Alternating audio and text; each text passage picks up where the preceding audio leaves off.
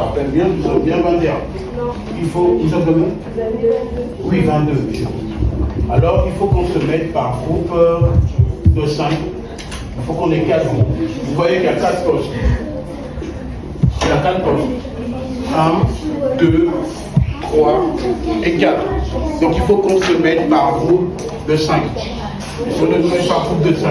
Il y a un poste ici. Il y a déjà 3 personnes qui sont.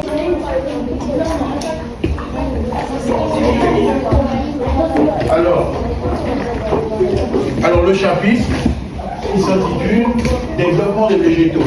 Ok. Donc à travers ce chapitre, je crois que depuis ce qu'on sait des végétaux déjà depuis le CM, ce qu'on sait, comment les végétaux se dispersent, comment ils peuplent leur milieu. Si vous arrivez dans un terrain, ok, vous arrivez dans un champ et que on a débroussé, on a défriché, donc on a enlevé d'abord les plantes. Et qu'est-ce que vous allez constater si on ne retouche pas ce terrain? Plus tard, qu'est-ce que vous allez constater? Si vous revenez quelques jours plus tard, que va devenir le terrain que vous avez défriché 15 jours avant?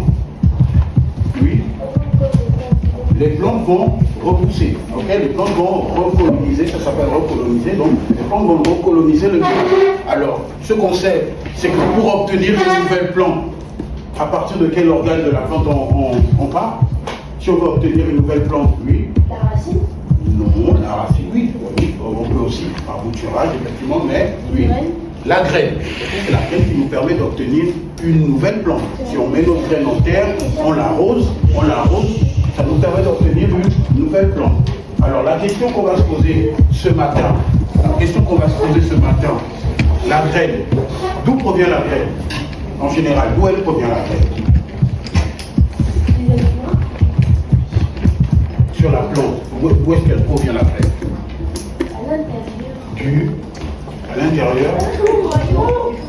À l'intérieur du fruit. Ok? Alors la question qu'on peut se poser aujourd'hui, quelle question on peut se poser par rapport au fruit? Parce que le fruit, il n'apparaît pas toujours sur la plante. Il n'est pas pendant toute la durée de vie de la plante, il n'est pas toujours sur la plante. Okay? Donc quelle question on peut se poser? Quelle question on peut se poser par rapport à la formation du fruit? Comment se forme le fruit? Comment se forme le fruit et comment se forme la graine? Okay? Donc, c'est pour ça que ce matin, on va faire cette manipulation-là pour répondre à ce problème. Okay? On va partir de la fleur. Okay? Et on va voir comment la fleur, en quoi la fleur se transforme à un moment donné, elle apparaît sur les végétaux et à un moment donné, elle va disparaître, elle va se transformer. En quoi elle se transforme? Okay? C'est la question qu'on va essayer de résoudre par cette activité et par la manipulation qu'on aura à faire. Alors, les temps sont contenus en général.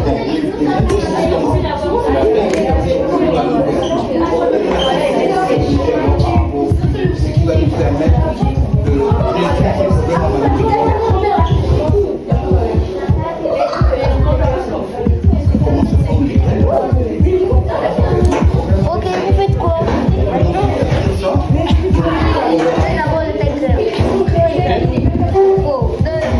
Alors ici vous vous êtes entendu sur le problème à Sarah elle avait déjà posé le problème. Donc vous vous concertez et puis vous posez le problème et on va manipuler pour résoudre le problème.